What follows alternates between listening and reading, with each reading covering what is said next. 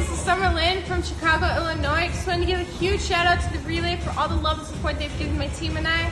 And make sure you stay tuned for all the latest boxing news. Welcome to the motherfucking Relay. We're covering today's top boxing news. Ow! Okay, we'll start with some comments from the former pound-for-pound king, Floyd Mayweather Jr., who says, I look at guys like Terence Crawford. Terence Crawford can be a lot bigger than he is, said Mayweather to Club Shay Shay. This shows that racism still exists. How can you say that Lomachenko is better than Terence Crawford? Not at all.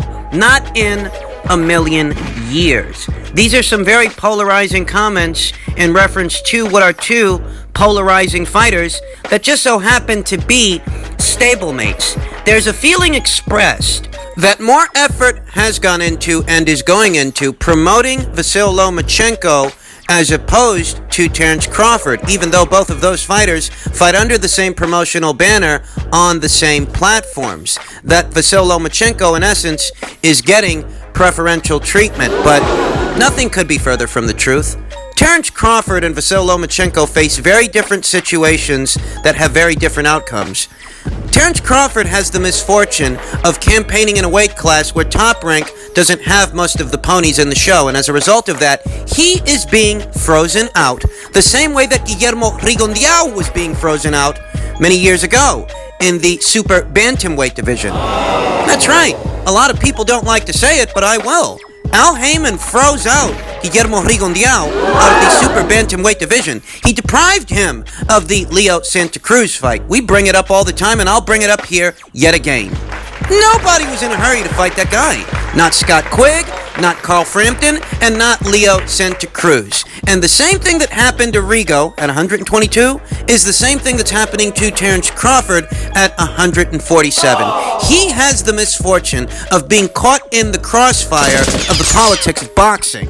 It's not that Top Rank isn't promoting this guy. He was doing just fine up until a little while ago. Did you guys forget that in 2018, Terence Crawford set the bar for combat sports for the entire year? He brought in the highest TV ratings of any combat sport. That's not limited to boxing. That includes, or included, mixed martial arts, if you can believe that. Terence Crawford's fight with Jose Benavidez brought in more TV ratings than any combat sport did that year, coming in at 2.7 million viewers during the main event. But Terence Crawford hit a wall. He hit a wall that Vasyl Lomachenko doesn't have to worry about at 135, because Vasyl Lomachenko doesn't have to worry about being frozen out in the lightweight division. Terence Crawford does have to worry about being frozen out of the welterweight division because that's what's going on. He was on the right track. He unified the entire 140-pound division, became the undisputed champion there, moved up in weight, dispatched Jeff Horn in spectacular fashion, I might add, defended his title against Jose Benavidez, brought in massive ratings for the ESPN platform, but then he hit a wall. It's very easy for Floyd Mayweather to try to perform this retrospect of Vasyl Lomachenko and Terence Crawford without addressing that his business partner, Al Heyman, is the cause of Terence Crawford's situation, the cause of that problem, that yes, Terence Crawford really should be a bigger star, but he can't get to that next stratosphere because your business partner is freezing him out of the welterweight division. Why don't you talk about that? At the risk of sounding repetitive, if we're going to get to the root of the problem, if we're going to address the problem before us, it's that Al Heyman throws this guy out of the division because he has most of the talent in it. That's it. More importantly, there really is one fight above all others that everyone wanted to see Terence Crawford involved in, and that feeling has changed. That has become cold product, as those who were interested in the fight have grown frustrated waiting for it. That is the Errol Spence Jr. fight. The feeling was that Terence Crawford would move up to the welterweight division, procure the WBO title from Jeff Horn, and then move into the Errol Spence Jr. fight. That was well over a year ago. Since then, after all the bickering, the arguing, the back and forth between the boxing fans, right, the ones that ideally you'd be marketing this fight to, the fans that wanted to see the fight have grown tired of it. PBC core supporters, they could go the rest of their lives without seeing that fight because they don't want it to happen. Quite the opposite. They would rather that Errol Spence Jr. fight anyone but Terence Crawford. So the demand isn't even there the way that it used to be. Do you think Vasyl Lomachenko has this problem? Do you see Vasyl Lomachenko's aspirations of unifying a division being stifled by the politics of boxing in the lightweight division? No, you don't. It's because the PBC doesn't have very many, if any, ponies in that show. That's why that's not happening to Vasyl Lomachenko. Floyd Mayweather, through very divisive means, has attempted to use politics to deflect from the actual issue at hand.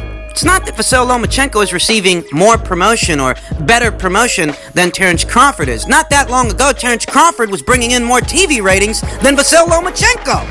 That was up until your business partner, Al Hyman, decided to hide away his top-tier talent, his blue-chip fighters, to ensure their protection against the big bad boogeyman, Terence Crawford. That's what really happened. It's not that Top Rank is pushing Vasyl Lomachenko more than they're pushing Terence Crawford.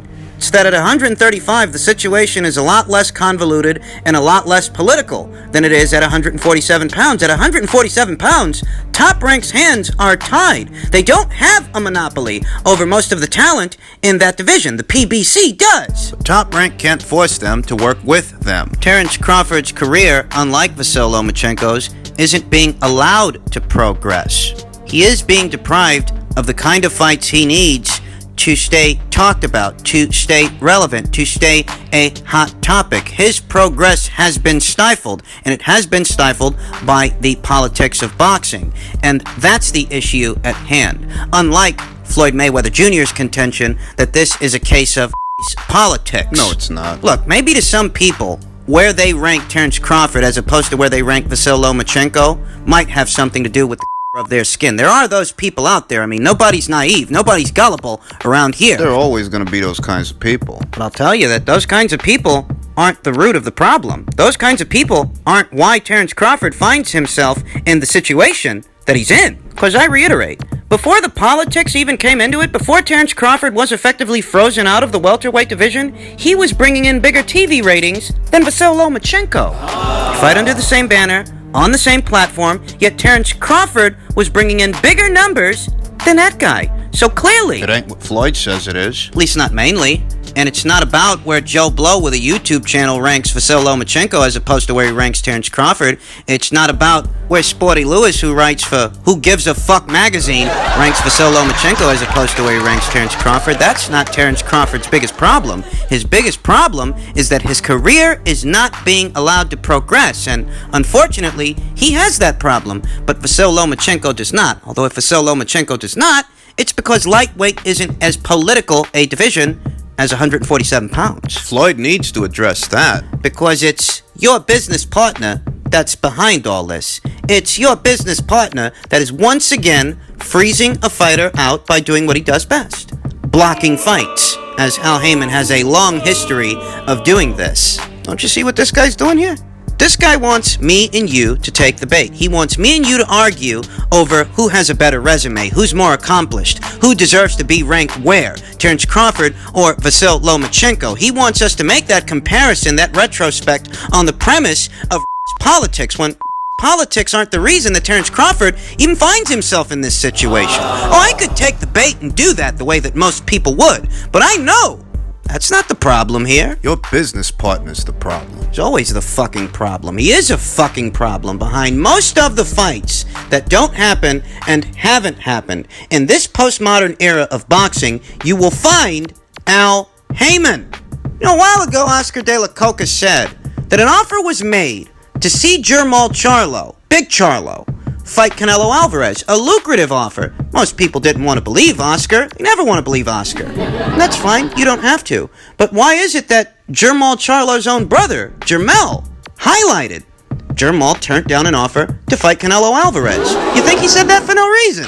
I'm 154. I ain't the one. I would never turn down no motherfucking Canelo. Y'all know what it is. I ain't never turning my money down. Charlo, very angry at his brother at that time, let the cat out of the bag. He wanted to distinguish himself from Germa, as Germa is the one who is said to have turned down that offer to face Canelo Alvarez. You think he said that for no reason? And who was it that they said went in Deontay Wilder's ear when Deontay Wilder sat down with the people over there at the Zone who offered him $100 million to fight Anthony Joshua, $20 million to have that Dominic Breazeale fight, which he was going to have anyway, and $40 million apiece for 2 Anthony Joshua fights.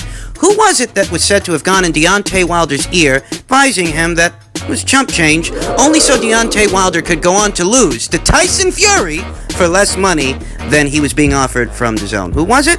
Al Heyman. That's who it was. Because at the center of every fight that doesn't happen in this postmodern era of boxing, you will find Al Heyman. Well, most of the time. I don't want to use a broad spectrum word like every, but most of the time it really is Al you're going to find. Both Luis Ortiz and Adam Kovnowski turned down an Anthony Joshua fight. Al Heyman. Whatever happened to Mikey Garcia versus Vasily Lomachenko? Al Heyman. Peter Quillen versus Matt Korobov? Al Heyman. Guillermo Rigondeaux versus Leo Santa Cruz? Al Heyman. Javante Davis versus Vasily Lomachenko? Al Heyman. Javante Davis versus Tevin Farmer? Al Heyman. Javante Davis versus anybody with a pulse in the same division as him? Al Heyman.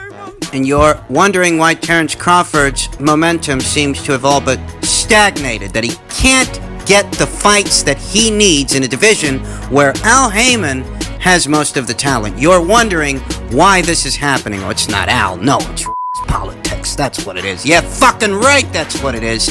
Floyd's not going to say it, but I will.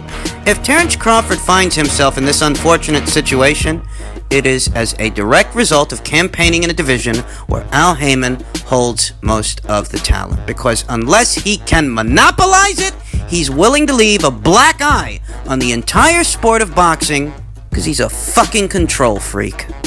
And finally, I'm sure that most of you guys have heard by now that the long-anticipated Kiwi grudge match between Joseph Parker and Junior Fa is official, and it is set to go down on December 11th, 2020, this year. These two amateur rivals met 4 times in the amateurs, you understand, winning 2 fights apiece between them, and this fight in the pro ranks would be the proverbial tiebreaker. However, there are some particulars you want to be made aware of, that even though the fight and its particulars are all ironed out, there are some snags, there are some snafus that need to be addressed. For starters, Joseph Parker's sparring partner, Guido Vianello. top-ranks unbeaten Italian prospect Guido Vianello, is being denied entry into the country by its government on the premise that given his level as a competitor in the sport of boxing, Joseph Parker can get the same kind of sparring from somebody right there, domestically, that he can get from Guido. Now, David Higgins, Team Parker, they do plan on appealing the government's decision. Rather, they already have, because they allege they've gone through all the proper channels and Guido has committed to the 14-day mandatory quarantine upon arrival. They're saying that Guido is essential to the preparation for this match because of his skill set and his particular physical dimensions. Now, I don't know if the Kiwi government is going to buy that, but, Kevin Barry, David Higgins, they do have a point. You get certain sparring partners for certain opponents because they can help you prepare in certain ways. It's not a one-size-fits-all kind of situation. Better still, given what's at stake, the fact that this global pandemic really isn't over, we haven't exactly put a lid on this thing globally, you understand. I don't know that the New Zealand government would be willing to compromise the safety of their citizens to cater to Joseph Parker's sparring needs. I just don't know. That's an ever-evolving situation. Just as well, the other character in this story that may or may not cooperate is the COVID-19 virus itself. They plan on staging this thing in front of a live audience. They plan on people actually being there. But depending on what's going on at or around that time, in December, if an audience can't be there, they are fully prepared to postpone this thing due to the financial ramifications associated with a lack of gate revenue. They need that money. There's a sentiment expressed that this domestic rivalry, this domestic clash between Joseph Parker and Junior Fa could be tantamount, could be equal to the fight they saw over there between David Tua and Shane Cameron. Yet another domestic matchup that did big numbers as far as New Zealanders go. And this fight could be on the level or greater than, could bring in greater numbers than that fight did. But that's provided that everything goes to plan. Now, I've talked about this fight several times in previous videos how for Junior Fa, it really is now or never. It's time to step it up. He's actually older than Joseph Parker, if you can believe that, but far less accomplished, far along in his career. Joseph Parker has already swapped punches with top contenders, and he is a former champion, whereas Junior Fa hasn't even legitimately crossed over into contender status. He hasn't fought so much as a Robert Helenius or a Marius Vach. And he's the older guy. This guy hasn't fought so much as